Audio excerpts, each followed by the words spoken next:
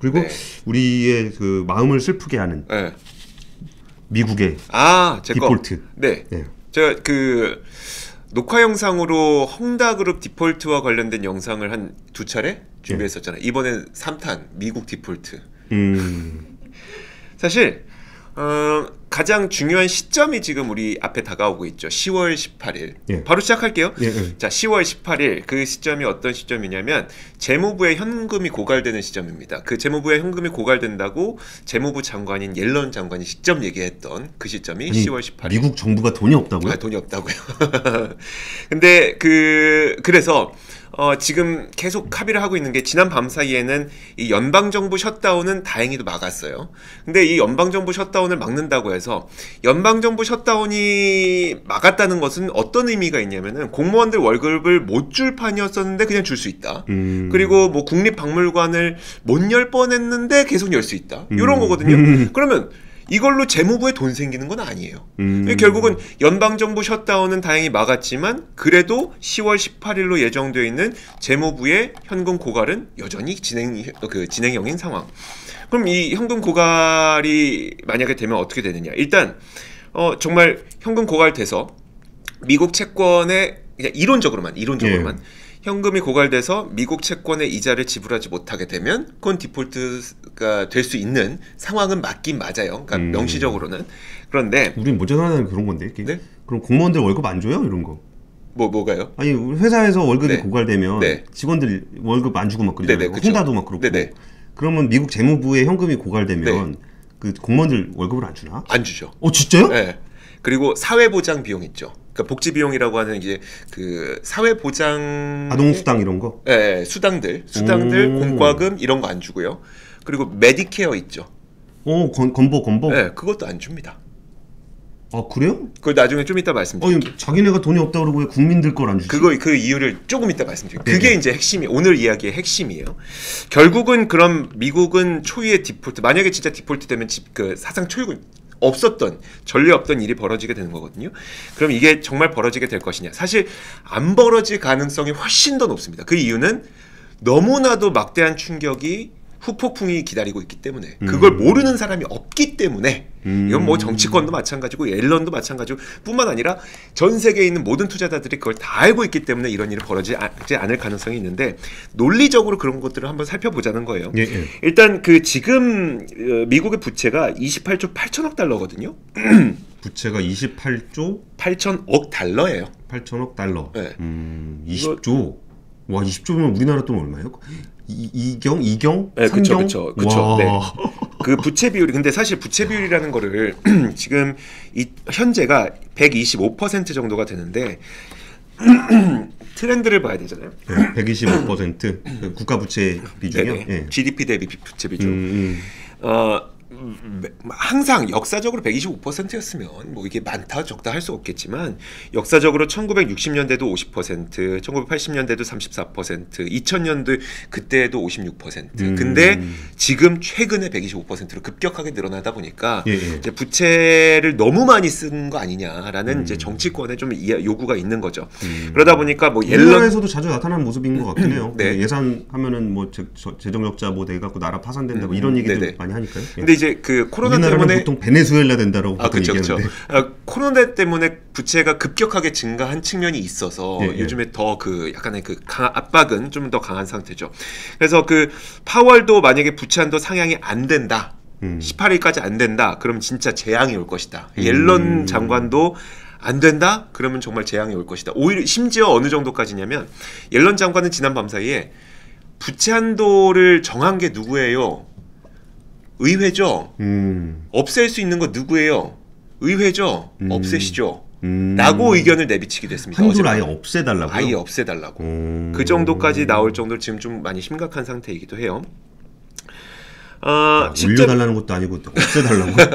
그 법안이 지난 5월에 그 부채 한도를 폐지하는 법안이 상정이 됐었대요. 아. 그러다 보니까 이제 그 어제 그 옐런 장관이 있었던 곳은 어디였었냐면 하원 금융서비스위원회에서의 증언이었었는데 거기서 이제 한 의원이 질문을 한 거예요. 이 법안을 지지합니까? 그랬더니 네, 지지합니다. 라고 얘기를 했다고 합니다. 자, 지금 그 현재 상황에, 그러니까 현재 부채 한도 협상이 잘 안 되고 있는 상황을 과거에 어떤 시점을 좀 비교할 수 있으냐. 예. 2011년과 2013년을 좀 비교해 볼 수가 있을 것 같은데, 예. 2011년이 기억하시겠지만 사상 초유의, 이게 또 사상 초유예요. 미국이 신용등급이라는 게 생긴 이후에 처음으로 국가 신용등급이 강등됐던 해가 기억난다. 2011년. 기억나시죠? 예. 저 입사한 지 첫 해 때였었어요. 그때 여의도에 망한 회사들이 좀 있었어요. 옵션. 네. 그때 미국의 신용등급 강등됐다 그랬고 코스피가 완전 박살이 났는데 맞아요. 그때 옵션 푸스로 잡고 있다가 옵션 매도로 잡고 있다가 네네. 그거 막 박살나갖고 자산운용사 문을 닫았어요. 그니까 그때가 원인이 뭐 세 가지 정도 큰 원인들이 있었는데 또 한 그 중요한 원인 가운데 하나가 뭐였었냐면 부채 한도라는 것이 계속 정치권에 발목 잡혀서 예. 이게 이제 정치적으로 이용되더라. 그러니까 국가 신용등급 거기에서도 채권 내 이자를 잘 받을 수 있는지 없는지를 평가하는 게 신용등급이잖아요. 그쵸. 그리고 미국의 신용등급 강등됐다는 거는 미국채의 신용등급이 강등됐다는 거고. 그쵸. 그러다 보니까 지금 부채 한도로 계속 이렇게 정치적 그거 할 거야? 너희 강등시킬게도 한 가지 이유가 있었어요. 그래서 이걸 정치적으로 하지 않을 만한 어떤 그 도구를 마련해라는 요구도 있었고요. 그 당시에.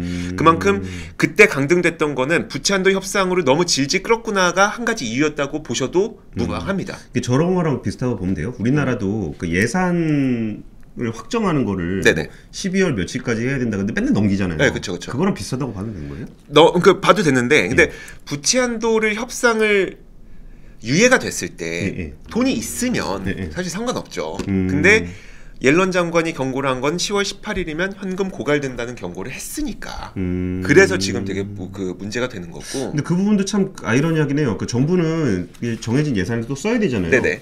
근데 아니 그거 넘어가도 우리가 예산이 돈이 있어요라고 얘기하는 것도 좀 이상하다. 그쵸. 것 같긴 하네요. 네, 어쨌든 그렇죠. 고갈이 된다. 그 당시에 2011년 당시에 굉장히 컸던 게 한국 코스피가 2011년 8월 1일 대비 8월 15일에 마이너스 17%나 떨어졌었어요. 마이너스 17. 그 당시 같은 기간 동안 미국 다우는 5.4% 떨어져서 좀 덜 떨어지긴 했지만 다우도 많이 떨어졌고 러시아가 16% 떨어졌으니까 우리나라는 러시아랑 거의 비슷하게 떨어졌고요. 그 당시에. 아니 미국이 그러는데 왜 전 세계가 이렇게 이걸 알고 있다는 거예요. 이런 일이 발생할 거라는 걸 알고 있다는 거예요. 그래서 2011년에 무슨 일을 했냐면은 우리가 신용등급 한번 강등되고 나니까 전 세계가 다 출렁거리더라고요. 그때 통화 가치도 러시아 루블화가 6% 떨어졌고요. 한국 원화가 2.6% 떨어졌고요. 뭐 이게 난리가 났었던 거예요. 진짜 난리가 나다 보니까 2011년에 연준이 이거 그냥 두면 안 되겠다. 이런 일이 다시 한번 발생하지 않으리란 보장이 없지 않느냐라고 해서 FOMC 회의를 열게 됩니다. 벤 버냉키 의장이었었는데 그 당시에 그래서 무엇을 세우느냐면 컨틴전시 플랜의 윤곽을 정해요. 비상 대응 대책. 근데 그거 진짜 필요할 것 같은 게 이게 미국이야 뭐 자기네 이벤트고 뭐 디폴트가 되겠어요? 네, 안 되죠. 근데 디폴트는 안 될 거라고 하더라도 이게 뭐 신흥국이나 이런데 좀 통화가 좀 약하거나. 그렇죠. 얘네는 갑자기 그냥 그 잽 한 대 딱 맞고서 그냥 골로 가버릴 수도 있는 거잖아요. 그러니까요. 뭐 예를 들어서 뭐 하는데 뭐 싸우느라고 뭐 한 일주일 싸웠다. 네네. 그럼 걔네는 일주일 지나면은 이제 뭐 화해하고 악수하고 사인하고 그런 가는데 네네, 일주일 동안 어떤 애는 뭐 그 지급 예를 들어서 뭐 어떤 기업은 내가 뭐 달러로 결제를 받아야 되는데 이게 환율이 확 날아가 버려 갖고 내가 그냥 도산을 해버린다거나. 근데 국가 차원에서는 국가 부채 뭐 달러 이자 줘야 되는데 이게 뭐 환율 막 움직여 가지고 그냥 그러니까요. 골로 간다거나. 이게 뭐야 이게? 그러니까, 왜 쟤네 싸우는데 우리가 이래야 되냐고. 그래서 그 전 세계 금융시장의 안정을 위해서 페드가 2011년 8월이었었나요? 아무튼 그즈음에 컨틴전시 플랜을 마련해놨는데 사실 이 비상 대응 대책이라고 하는 게 무슨 상황이 벌어질지 모르는데 세부 대책을 세워놓을 수는 없잖아요. 그래서 거대 윤곽만 세웠었어요. 그 거대 윤곽 가운데 가장 큰 프레임이 뭐냐면 우리는 채권을 우선시한다였었어요. 보통 우리 헝다그룹 때도 얘기했었지만 채권은 뭐 후순위 채권, 선순위 채권이 있고 뭐 선순위 채권은 대체로 그 투자자보다는 이제 매출 채권이라든지 그 급여 채권, 상거래 채권이라든지 급여 채권 이런 것들을 우선하잖아요. 미국은 그러지 말고 우리 국채를 우선하자라고 해서 아까 말씀드렸던 그 질문하셨던 사회보장 비용 안 줘. 메디케어 당분간 못 줘. 뭐 공무원들 월급 못 줘. 국립공원 안 돼. 지금 돈 안 줄게. 대신 채권 이자 지금 먼저 할게가 되는 거예요. 야, 우리나라였으면 불로소득자의 그 이자를 주기 위해 지금 불쌍한 서민들의 생활비를 안 주겠다는 거냐면 이럴 그렇죠. 수 있는 그런 가치 판단의 문제에서 우선순위를 어쨌든 채권을 그쵸. 준다. 네네. 그 이유는 국채 쪽에서 문제가 생기면은 전 세계 통화가 전 세계 금융시장이 흔들릴 수 있으니까. 그래서 그 가장 큰 윤곽을 컨틴전시 플랜의 가장 큰 윤곽을 우리는 채권을 우선으로 한다라고 얘기를 한 거래요. 근데 이제 그 좀 이상한 게 10월 18일이 되면 현금이 고갈된다면서요. 컨틴전시 플랜으로 채권을 우선하면 뭐해? 이자 낼 돈이 어디 있는데? 라는 의문이 들잖아요. 그렇죠. 그러다 우선순위라는 건 뭐 힘든 상황에서의 우선순위인 거지. 우선순위고 아니 이자를 줘야 말이지. 그 이자는 어디서 나는데? 사실 그 재무부는 매일매일 세입 세출이 계속 이루어지고 있어요. 그러니까 한 달 만에 한 번씩 오는 게 아니라 매일매일 세금은 거치고 매일매일 쓰는 비용이 나가고 하는 데에서 거기서 세출을 중단시키는 겁니다. 그러면 이제 세입만 나오게 될 텐데 걷는 건 계속 걷어야죠. 그쵸. 그리고 실제로 연방 정부가 셧다운이 된다고 하더라도 그 세금의 그 이게 징수 업무는 계속 된다고 해요. 그러니까 이게 그런 거예요. 은행은 쉬는 날도 이자는 받아가더라고요. 그러니까 세입은 계속 받으면서 세출을 한 번에 딱 줄여서 그 18일이 된다고 하더라도 이자 지급을 할 수 있을 정도라고 해요. 이건 이제 브루킹스 연구소에서 내놓은 자료이기 때문에 좀 믿을 수 있을 것 같아요. 세입을 따져봤을 때. 그러니까 이런 걸로 일단 그 이자 지급은 하면서 월급 못 줘, 사회보장 비용 못 줘. 그러면 이제 일반인들의 그 지원을 받았던 일반인들이 공과금 못 내고 뭐 이런 그리고 월세 못 내고 이런 일들은 벌어질지언정 채권 시장은 안정화시키겠다는 강한 의지가 있는 거고요. 그러면서 뭐 국립공원도 안 돼, 뭐 월급 안 줘, 뭐 이런 일들이 되는 거고요. 다만 이제 그 이런 건 있어요. 부채 한도 협상이 2011년에 거의 실패할 뻔했을 때 그 재무부의 차입 비용이 이게 그 입법부에 소속된 회계 감사 기관이 있대요. GAO라고. 여기에서 추산한 바에 따르면 13억 달러 정도 증가했대요. 한도 협상이 안 되니까 13억 달러 정도의 더 비용을 들이니까 또 돈을 빌려올 수 있었더라는 거예요. 그럼 생각보다 작은데? 라고 생각할 수가 있잖아요. 근데 그때 같이 이렇게 비용 자체는 그렇게 크지 않았지만 같이 터졌던 게 국가 신용등급의 강등이었잖아요. 이게 어떤 의미를 갖냐면은 어느 누구도 미국채가 디폴트 될 거라고 생각도 안 했었고 그 당시에도 그리고 실제로 재무부의 차입 비용도 그렇게 크지 않았었어요. 근데 시장이 흔들렸다. 금융시장 전체가 다 흔들렸다. 결국 신뢰도에 타격을 입은 것이 시장을 이만큼 흔들게 만들었다. 라는 거예요. 결국 이 채권 시장의 어떤 특징을 설명하고 싶은 거냐면은 그러면 이제 그러니까 10월 18일을 경계로 디폴트가 되면 타격이 있고 디폴트가 안 되면 타격이 없습니까? 이게 아니라 협상 시한이 다가오면 다가올수록 투자자들은 굉장히 불안하게 시작하죠. 그러면 채권의 그 차입 비용이 증가를 하게 됩니다. 그러니까 결국 이 마감 시한이 다가오면 다가올수록 그 차입 비용은 계속 증가를 하게 될 거예요. 그 차입 계속 올라가니까. 그렇죠. 근데 그 차입 비용이 계속 증가하면 증가할수록 재무부가 이것도 한번 설명을 해드릴게요. 미국 국채라고 하는 것은 다른 채권에 비해서 훨씬 더 저렴한 이자예요. 그렇죠. 이자 많이 안 줘요. 그럼에도 불구하고 전 세계 사람들이 다 그 채권을 사용하고 있는 이유가 안전하고 그렇죠. 유동성이 풍부하니까. 그래서 이제 재무부에서는 어떻게 하냐면은 재무부도 이제 다른 국가의 채권을 사잖아요. 그러면 이제 돌려막기를 하는 거죠. 다른 국가에 비싼 이자를 주는 채권을 사서 그럼 거기선 이자를 받으면서 우리들의 채권을 발행하면서 싼 이자를 줘요. 그리고 남는 금액으로 이제 그 돈도 굴리게 되는데 근데 그걸로만 해서 절약할 수 있는 돈이 한 해에 약 600억 달러 정도가 된다고 해요. 10년 동안이면 7천억 달러 이상의 이자를 절감할 수 있는 그러니까 비용을 줄일 수 있는 그 측면이 있는데 재무부가 방금 말씀드렸던 것처럼 마감 시한이 다가오면 다가올수록 계속 그 차입 비용이 증가하게 된다. 이 비용이 계속 줄어드는 거예요. 600억 달러가 계속 줄어드는 거죠. 그만큼 비용이 줄어들게 되니까 쓸 수 있는 돈, 이 이자를 감당할 수 있는 비용이 줄어들게 되고 거기에서 더 많은 투자자들의 불안감을 느끼게 되고 이런 것들이 실물 타격이 올 거예요. 이게 디폴트가 안 된다고 하더라도. 그래서 이번 사안을 바라보는 가장 중요한 거는 시간이 지나면 지날수록 실물의 경제적 타격은 분명히 있을 거라는 거죠. 네. 그래서 결국 디폴트는 안 온다고 하더라도 그 어느 정도가 될지는 저도 그 결과를 찾지 못해서 그 추정 내용을 찾지 못해서 얼마가 될 거라고는 말씀 못 드리겠지만 어쨌든 이 시간이 지나면 지날수록 10월 초반에 굉장히 또 그 타격이 좀 실물 타격도 굉장히 좀 있을 것으로 그러니까 보여요. 주식으로 따지면 그런 걸 수도 있겠어요. 그러니까 그때 미국이 디폴트 되지 않는다는 건 알아. 네네. 근데 요 이벤트가 되면 주가가 빠지더라. 네네. 그러니까 그냥 팔아놓는 거지. 그쵸. 네네. 다 팔어. 네. 그리고 야 저거 지나면 그때 사야 되겠다. 그렇죠. 아니면 거기다 숏을 치거나 네네. 공매도를 하거나. 그러니까 이 문제가 실질적으로 디폴트를 시키냐가 아니라 네, 그쵸. 이전에 그런 것 때문에 빠졌던 경험들이 다들 있기 때문에 네. 미리 팔아버리는. 그렇죠. 그러니까 이거 빠져버리는 문제가 있다. 와 그건 좀 마음 아프네요. 그러니까요. 난 아직 안 팔았는데. 왜 이렇게 사람들이 겁이 많아? 어? 용의 심장으로 버텨야지 우리. 그러니까 우리 개인 형님들은 그냥 거기서 몇 천억씩 막 거의 6,700억, 뭐 7천억 사고 있는데 이 소심한 외국인 기관들이 그냥 코스피를 팔고 있으니. 근데 이게 참. 얼마나 큰 불안감이 있겠습니까? 그러니까 비용 자체가 늘어난다는 것 자체가 그 투자자 입장, 그러니까 채권 투자자 입장이죠. 채권 투자자 입장에서는 굉장한 손실로 다가오는 것일 수밖에 없기 때문에 이거는 그래서 지금 제가 보기에는 이 미국 정치권에서 굉장히 위험한 줄다리기를 좀 하고 있는 거예요.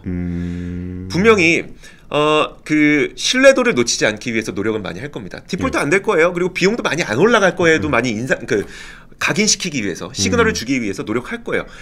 재무부 차입 비용 많이 안 늘어날 거예요. 그거를 알려주기 위해서 무던한 노력을 하겠지만 그 노력을 하면서도 사실 이거 지금 정치 싸움하는 거잖아요. 그렇죠.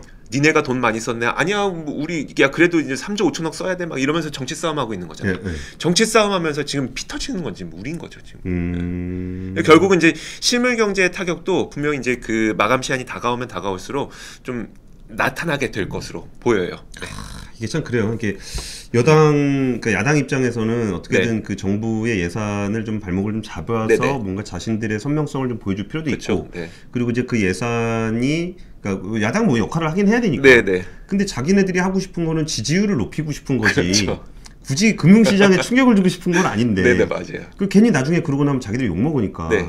그러면 어쨌든 밖으로는 계속적으로 문제 없을 거예요라고 얘기하면서. 또 그 옐런 같은 경우도 뻔히 그 상황이 안 좋게 되면은 안 된다는 걸 본인도 옛날에 뭐 페드 의장도 하고 했는데 그리고서 자기는 어쨌든 그 예산의 어떤 상향 부채 한도를 안 받으려면 우리 망해요를 해야 쟤는 해줄 거잖아. 그러니까 옐런 입장에서는 아니 뭐 그렇게 거시 경제적으로 큰 문제는 없을 거예요. 나는 망해요.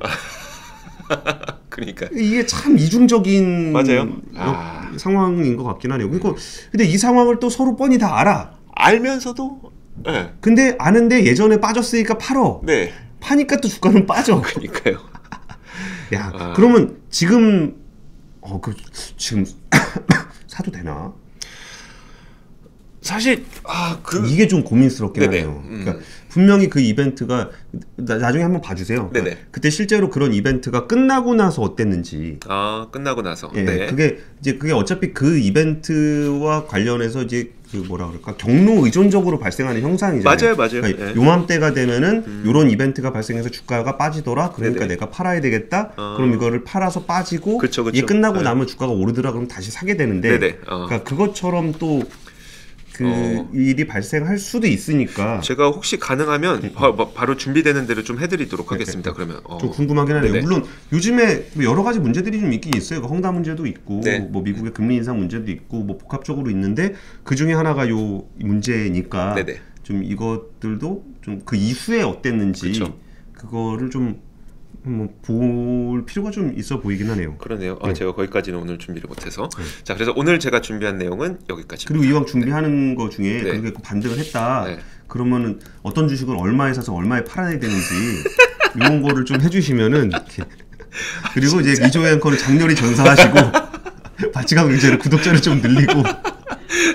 그걸로 버신 분은 슈퍼챗을 쏴주시고 잃은 사람은 본인 책임입니다. 제가 황금알을 낳는 거위일 줄 어떻게 하세요? 이거 거위 배를 가르면 큰일 나요. 매일매일 황금알을 낳게 해드릴게요. 좀 살려주세요 좀. 스틸 헝그리합니다. 예. 이스타는 다음번에 한 번 더 나오는 걸로. 네. 그 다음은 모르겠다. 이런 걸로. 알겠습니다.